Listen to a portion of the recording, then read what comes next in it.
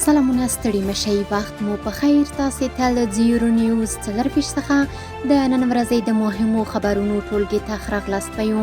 نن دوشنبه د 1405 هجري لمریز کال د غویي 14مه چې د 2026 زیږدیز کال د مې له 4مې سره برابره ده. تاسې ته له زیرو نیوز 24 څخه د هیواد مهم خبرونه وړاندې کوم، خو په سر کې د مهمو خبرونو سرټکي. په کونړ د پاکستان پوځي رژیم هوایي بریدونه، په یادو بریدونو کې 19 کسانو ته مرګ ژوبله اوښتې. د یونیسف 2025 کلنی راپور په افغانستان کې تر 100 میلیونو ډیر خلک له لومړنیو روغتیايي خدمتونو برخمن شوي. او د کډوالو په چارو کې د ملګرو ملتونو عالی کمیشنرۍ د بودیجې له زیاتوالي خبر ورکړی. اوس هم بشپړ خبرونه. د پاکستان پوځي رژیم په هوایي بریدونو کې 19 کسانو ته مرګ ژوبله اړولې.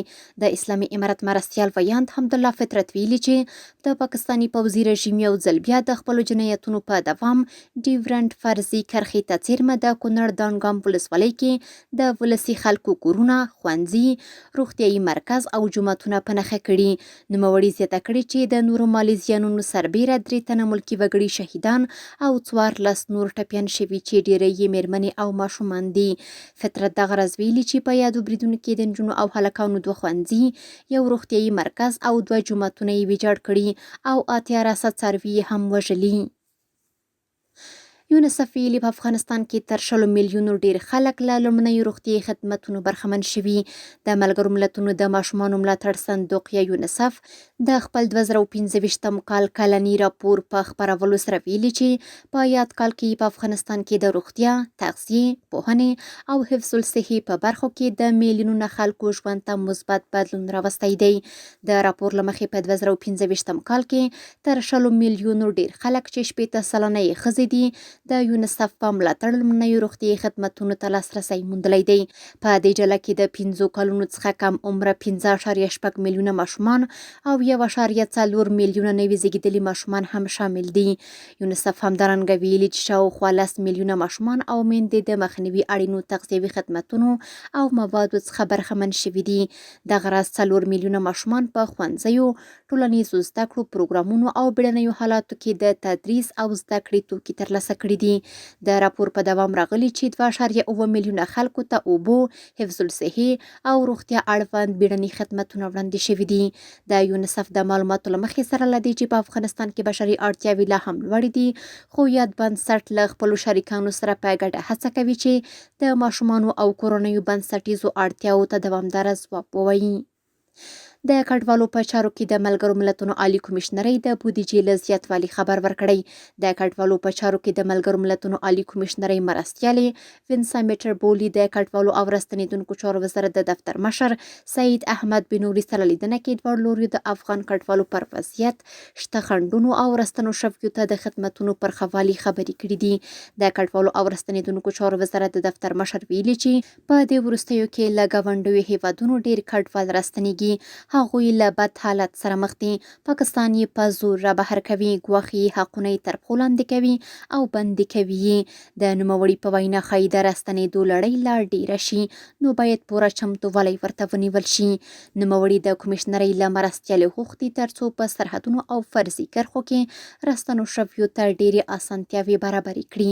باید د هغوی راستنېدنه په تدریجي، خپله خوښه او عزتمنده توګه ترسره شي.